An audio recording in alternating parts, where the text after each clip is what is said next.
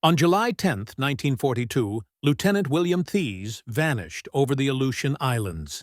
His PBY Catalina patrol aircraft had been navigating by dead reckoning through a blanket of heavy fog. Somewhere over the endless expanse of Alaskan waters, he had drifted off course. When the Shumagan Islands briefly appeared through a gap in the clouds, he adjusted his heading toward the most direct path back to Dutch Harbor. That route took him over Akutan Island, a barren volcanic outcrop covered in spongy muskeg bog, a place few pilots ever flew above. Then his plane captain, Albert Kack, spotted something unbelievable below. An aircraft lying upside down in the swamp, the unmistakable outline of a Japanese Zero fighter. Thies banked the Catalina sharply into a tight orbit. From just 500 feet, he could clearly see that the plane was intact. Not shattered, not burned, simply resting inverted in the marsh, as if carefully set there. The red Hinomaru insignias on its wings stood out vividly. This was the aircraft that had ruled Pacific skies for 8 months. The fighter American aviators had called unbeatable. Thies marked the location on his map and turned for Dutch Harbor.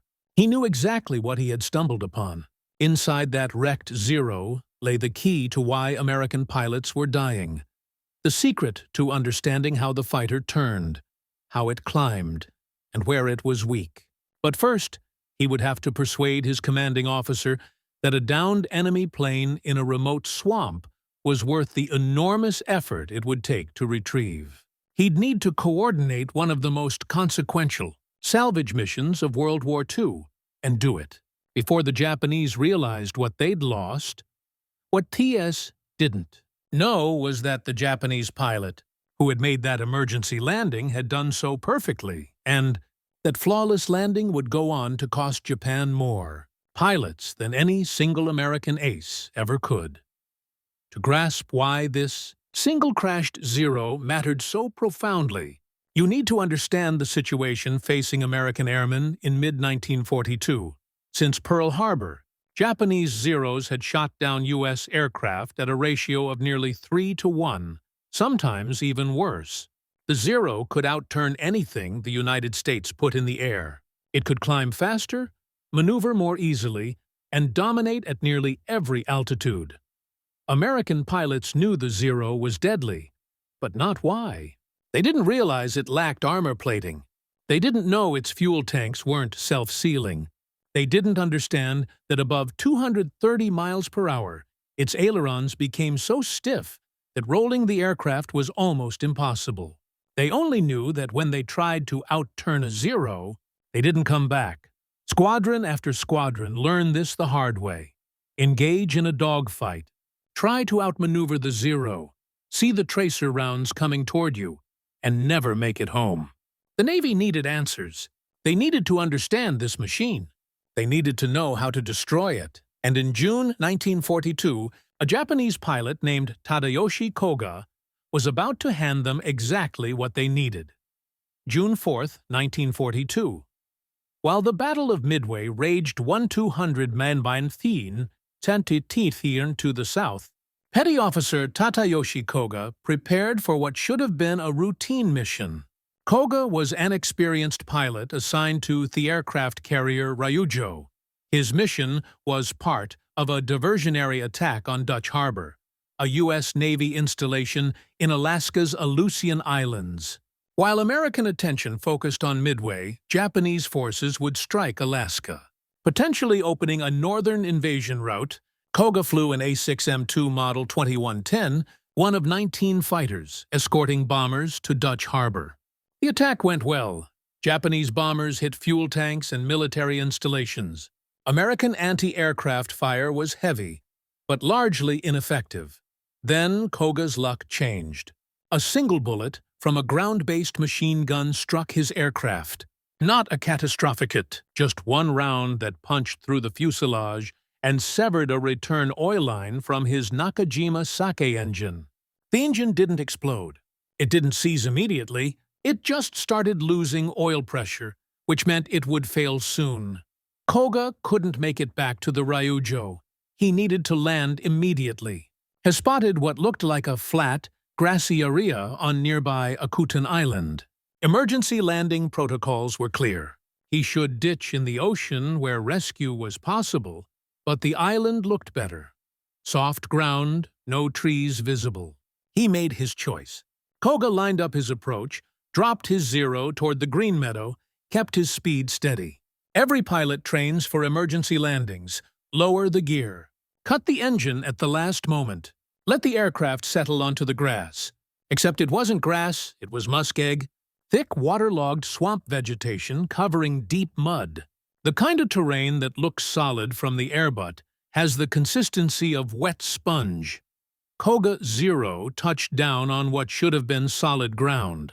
Instead, the landing gear immediately sank into the soft muskeg. The deceleration was instantaneous and violent. The nose pitched forward. The tail lifted. For a moment, the Zero balanced on its propeller and landing gear, suspended at an impossible angle. Then physics took over. The aircraft flipped, completely inverted. The canopy drove into the soft ground. The tail rose into the air, then settled back down with the Zero resting upside down in the swamp. The whole sequence took perhaps 3 seconds. Tadayoshi Koga died on impact. Medical examiners would later determine his neck broke from the sudden deceleration. Death was instantaneous. He never knew that his final flight would change the course of the Pacific War. But here's what made this crash extraordinary.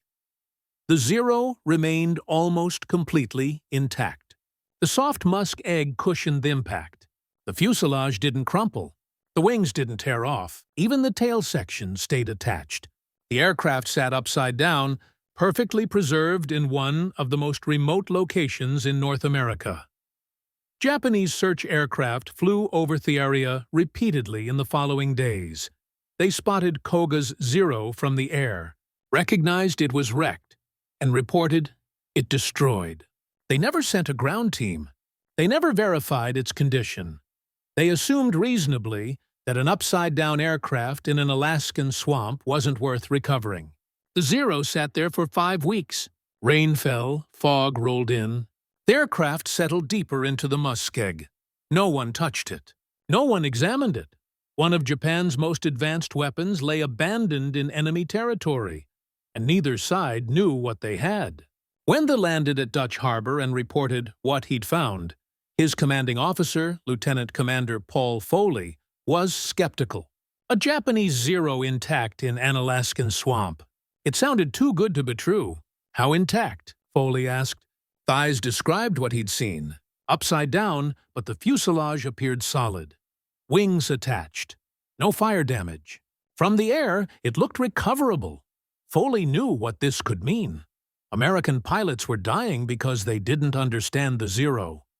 Engineers had never examined one intact. Intelligence officers had never studied its construction in detail. But recovery would be difficult. Akutan Island was remote. The terrain was impossible. It would take weeks of work for uncertain results. Theus made his case. He'd seen enough from the air to know this wasn't ordinary wreckage. This was a complete aircraft preserved by soft ground. If they could recover it, they could test it. They could learn its weaknesses. They could save American lives. Foley authorized the mission. The next day, July 11th, these flew back to Akutan with a salvage team and Navy photographers as mate, Arthur Bowman. When they reached the crash site on foot, trudging through the muskeg, Theseus's assessment proved correct. The Zero was upside down with its canopy buried in mud. The wings showed bullet holes from the Dutch Harbor attack, but the structure was sound. The engine looked undamaged. The control surfaces were intact. This wasn't just recoverable. This was flyable if they could get it out of the swamp and repair the damage. They found Koga's body still in the cockpit. His neck had broken from the impact. They moved him carefully and buried him on Akutan Island with military honors. Even in death, even though he was an enemy, he died serving his country. They could respect that. Then came the hard part. The Zero weighed over 5,000 lb. It sat in terrain that could barely support a man's weight, much less heavy equipment. The nearest road was miles away. They would have to build access routes, construct work platforms, and somehow flip the aircraft without destroying it. The recovery operation took 3 weeks. Navy construction crews built roads through the swamp using logs and gravel. They erected platforms around the Zero to distribute weight. They carefully excavated the buried canopy section. They built wooden cradles to support the fuselage during the flip. On August 12th, they finally had the Zero secured, righted, and ready for transport. They loaded it onto a barge, shipped it to Dutch Harbor, then to Seattle, and finally sent it by rail to Naval Air Station San Diego. By September, the Zero that Koga had crashed on a remote Alaskan island sat in a California hangar, about to reveal every secret that had made it unbeatable. Lieutenant Commander Eddie Sanders walked around the Zero for the 10th time that morning. As the Navy's chief test pilot at San Diego, he'd flown dozens of aircraft types, but he'd never expected to fly an enemy fighter. The restoration team had done remarkable work.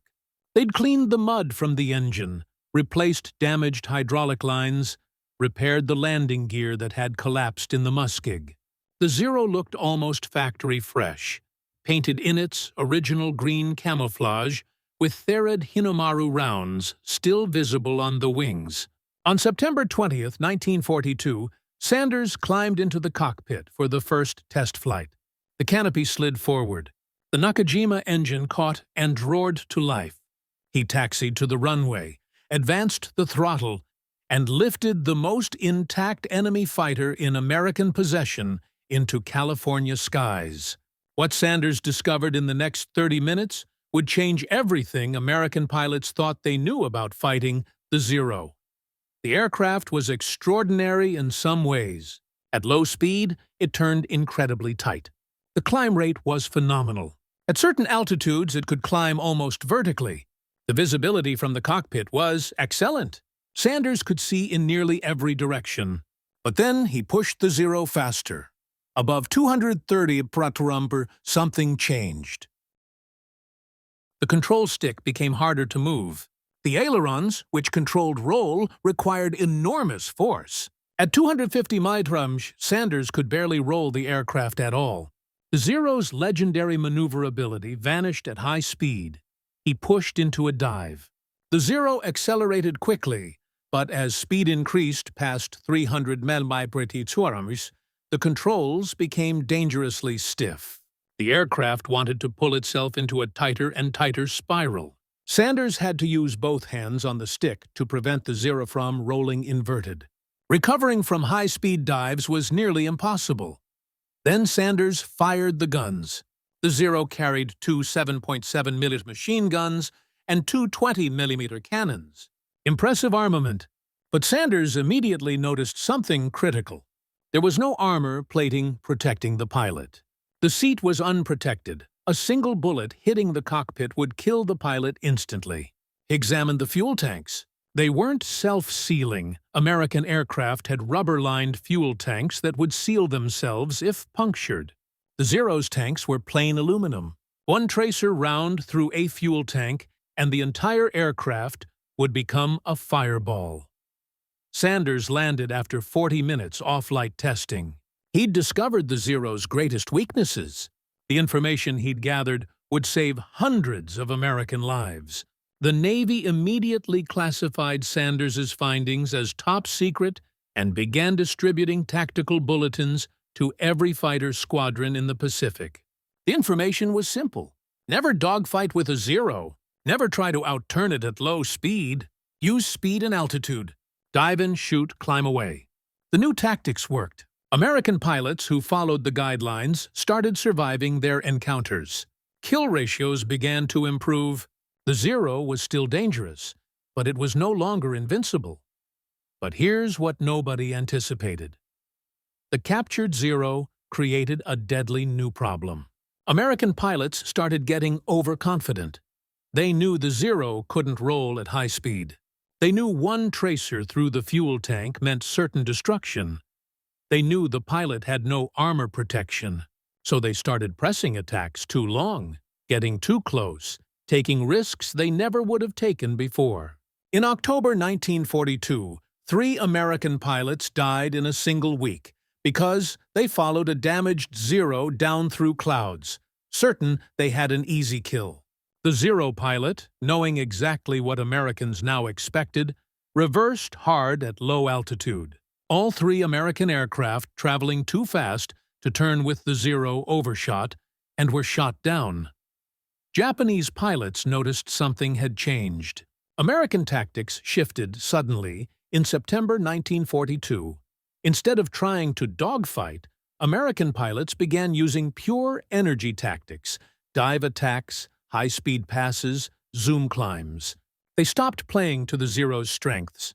But Japanese pilots also noticed American overconfidence. They started using the Zero's remaining advantages more aggressively. Extreme low-speed maneuvering, unexpected reversals, exploiting the brief moments when American pilots assumed victory was certain. The Navy realized they'd created a training problem. It wasn't enough to tell pilots about the Zero's weaknesses. They needed to show them. They needed pilots to experience firsthand what the Zero could and couldn't do. So, they did something unprecedented. They began flying the captured Zero in mock combat against American fighters. Squadron after squadron sent their best pilots to San Diego to dogfight against the real thing. Not a simulation, not a description, the actual aircraft. Pilots learned the hard way that knowing the Zero's weaknesses didn't mean the fight was easy. They learned respect for the aircraft. They learned exactly when they could push and when they needed to break off. They learned that the Zero was beatable, but only if you fought it correctly. The impact of the captured Zero on Pacific air combat was immediate and dramatic. Within 3 months of the test flight's beginning, American kill ratios against Japanese fighters improved from 3-1 in Japan's favor to nearly even. By mid-1943, American pilots were shooting down Japanese aircraft at rates of 10-1. The tactics developed from studying Koga's Zero became standard doctrine. The THAC-weave, a defensive formation that used mutual support to counter the Zero's turning advantage, was validated through mock combat against the captured aircraft. Boom and zoom tactics, using American aircraft's superior speed and diving performance, became the standard approach. New aircraft designs incorporated lessons learned from the Zero. When Grumman designed the F-6F Hellcat, they specifically addressed the Zero's strengths. The Hellcat had armor protection, self-sealing fuel tanks, and could roll quickly at high speed. It could absorb damage that would destroy a Zero, and it could dive away from any fight, and the Zero couldn't follow. The Hellcat's combat record against the Zero was devastating. In its first major engagement, Hellcats shot down 30 Japanese aircraft without a single American loss. The ratio continued. By the end of the war, Hellcats had destroyed over 5,000 Japanese aircraft with a kill ratio of 19-1.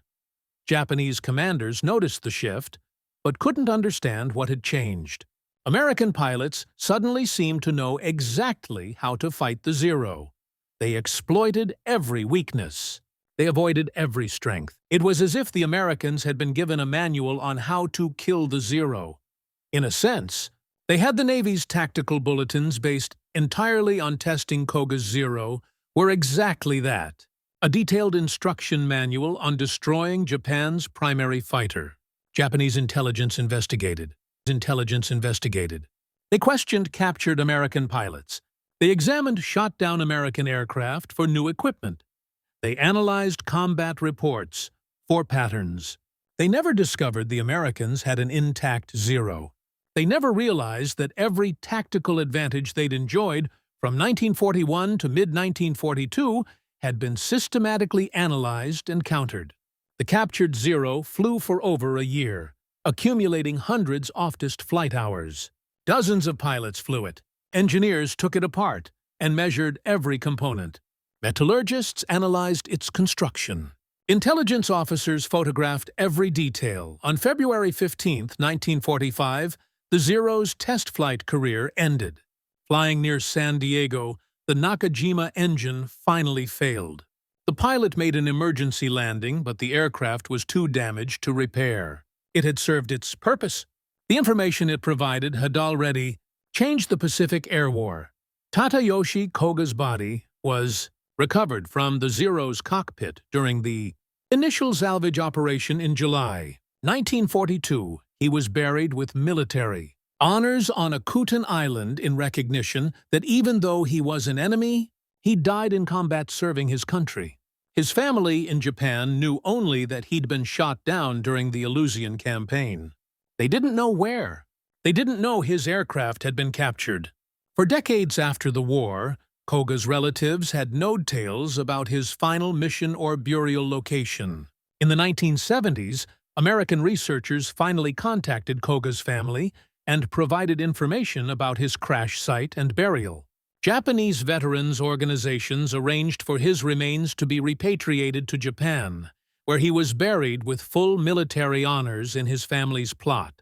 William Thesis never received official recognition for his role in recovering the Zero. His fight to salvage the aircraft went unrecorded in official histories. His name appears in no military citations. He returned to civilian life after the war and died in 1972 without ever speaking publicly about his contribution to the war effort. Eddie Sanders continued as a Navy test pilot throughout the war. He flew dozens of captured enemy aircraft, including Japanese bombers and German fighters. He survived the war and later worked as a commercial airline pilot. In interviews decades later, he described the captured Zero as the most important aircraft he'd ever flown. Not because it was the best, but because testing it saved more American lives than anything else he did during the war. The Zero itself, damaged beyond repair after its 1945 engine failure, was scrapped for parts. For decades, historians believed no physical trace remained. But in 1988, researchers discovered that major components had been saved. The engine, portions of the fuselage, and several control surface had been stored in a Navy warehouse and forgotten. Those components were eventually restored and are now on display at the Smithsonian National Air and Space Museum in Washington, D.C. You can see Koga's Zero today. The red Hinamaru roundel is still visible on the wing. The bullet holes from Dutch Harbor still mark the fuselage. The engine that failed over Akutan Island rests beside the exhibit, preserved exactly as it was recovered from the marsh. The Akutan Zero altered the course of the Pacific War in ways that are nearly impossible to measure. How many American pilots survived because they learned never to dogfight a Zero? How many lives were spared because the F-6F Hellcat was engineered specifically to counter the Zero's advantages? How many Japanese aviators perished because U.S. tactics exploited flaws they never realized existed? The figures are impossible to calculate precisely, but aviation historians estimate that the captured Zero increased American combat performance by at least 30%, a difference amounting to thousands of American lives saved and thousands of additional Japanese planes destroyed. All because Tadayoshi Koga executed a flawless emergency landing in an Alaskan bog. All because William Thies battled Navy bureaucracy to retrieve what others dismissed as worthless wreckage. All because Eddie Sanders test flew an enemy fighter and meticulously documented exactly where it was weak. The story reveals a profound truth about warfare and intelligence. The most valuable insights are often the least obvious. A single intact aircraft recovered from a swamp that most officers wanted to overlook provided more tactical knowledge than dozens of battle reports and hundreds of pilot debriefings. Japanese commanders spent the remainder of the war trying to understand why American air tactics had changed so drastically. By September 1942, they had devised countless theories, new training methods, improved equipment, better pilots, but they never imagined the Americans had captured a fully intact Zero and systematically studied every aspect of its performance. That was the ultimate irony of the Akutan Zero. The plane that had ruled the Pacific skies for 8 months became the instrument of its own downfall. Every feature that once gave it superiority, its tight turning radius, rapid climb rate, and nimble handling at low speeds, became irrelevant once American pilots learned to avoid those conditions and exploit its vulnerabilities instead. Today, when you visit the Smithsonian and see fragments of Koga's Zero on display, you're looking at one of the most consequential artifacts of World War II. Not a legendary warship or a superweapon, but a single fighter that crashed in a swamp and taught America how to win. Lieutenant William Thies was right when he circled that wreck from his PBY and understood what he'd discovered. That downed Zero resting in a remote Alaskan bog was worth more than a dozen battleships. He only had to persuade his commanding officer that what looked like debris from 500 feet up was, in fact, the key to victory in the Pacific Air War. And somewhere in Japan, Tadayoshi Koga's family still tends his grave, honoring a pilot who served his nation with devotion. They likely have no idea that his final flight, his perfectly executed emergency landing, altered the outcome of the war in ways he never could have foreseen. His mastery as a pilot, displayed in his last moments, gave his enemies exactly what they needed to win.